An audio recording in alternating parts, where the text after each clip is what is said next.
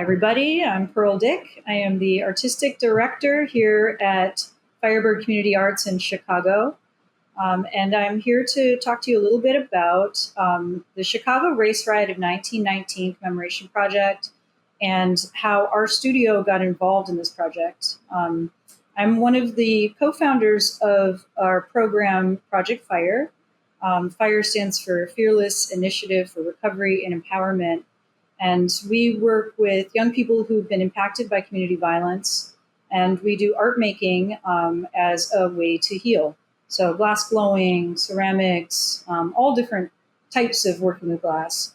And we were tapped to be a part of this public art project. There's a group here in Chicago that formed a nonprofit to commemorate people that were lost during the Chicago Race Riot of 1919. So Dr. Peter Cole is a historian. He's a professor at Illinois Western University. And Dr. Franklin Cozy-Gay, who's also a board member for Firebird, but he is the director at the Violence Recovery Program here in Chicago at University of Chicago Medicine. And the two of them teamed up to call attention to the Chicago Race Riot of 1919. They have been doing workshops to let Chicagoans know about this event and how it's relevant to what's going on today. So they've been doing bike rides, historical bike rides, taking people to different locations. They've put together writings for schools, and they had the idea for creating a monument.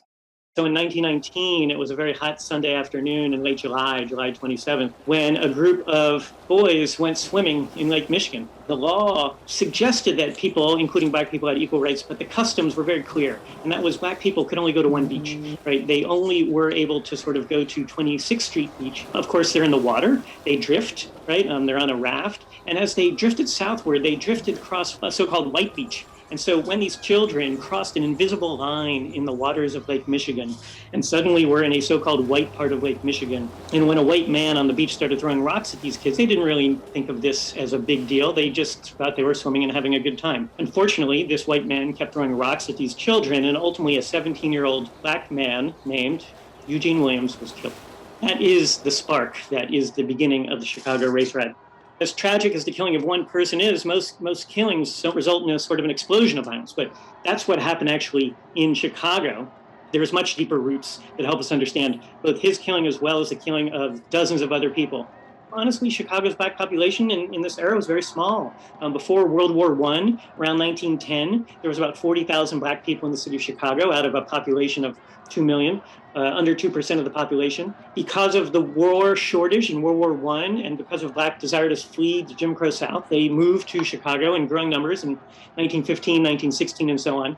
So the Black population of the city doubled in a short period of time. In a city of over 2.5 million, there was only 3.7% of Chicago's population being of African descent. So a small but growing number. Nevertheless, that was the root cause, right, of what was going on. There were seething tensions across the city.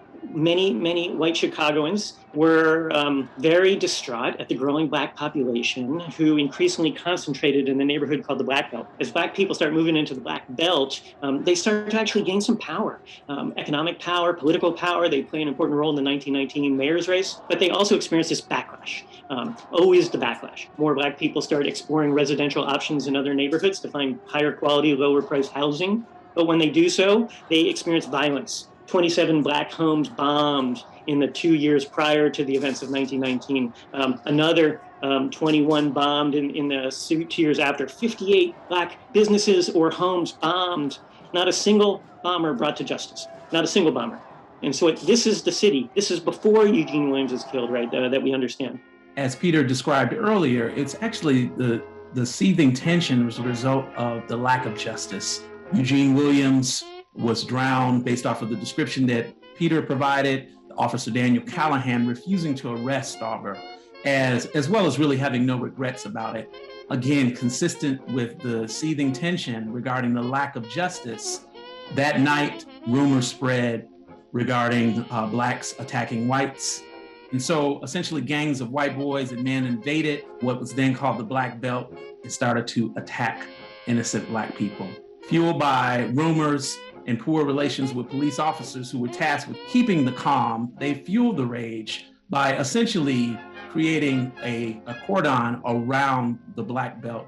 So essentially, most of the violence happened within the first 3 days. 28 of those 38 were killed during the first 3 days. 23 of them were Black, 15 of them were white.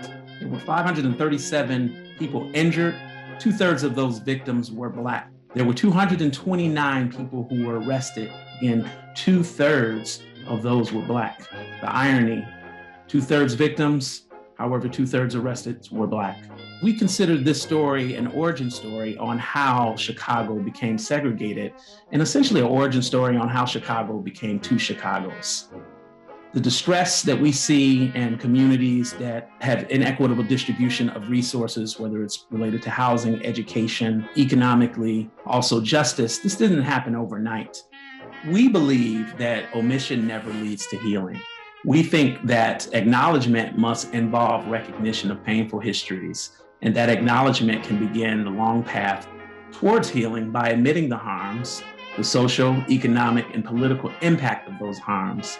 And this acknowledgement can help towards atonement and begin to set a path for policy level changes to address equity gaps as a result of these harms. And again, we believe that the Chicago Race Riot serve as an origin story for why Chicago looks the way that it does today. And we believe that although it's a difficult history, we believe it's important to recognize the impact that that history has and the way we live with that history today. Thanks for checking out this GEEX Shorts episode. This is just one of 10 chapters featuring the speaker's artwork, artistic practice, and direct conversations with the community. The full-length video, only publicly available for a limited time, can be found in the GEEX Talks subscriber archive, where you can also discover hours of content on even more contemporary glass artists and researchers. As a BIPOC and artist-led organization, GEEX redefines the culture of contemporary glass by canonizing artists and thinkers who have been historically marginalized in the field. If you'd like to support this effort, subscribe to GEEX and gain access to exclusive content. For more info, visit geeks.glass/support.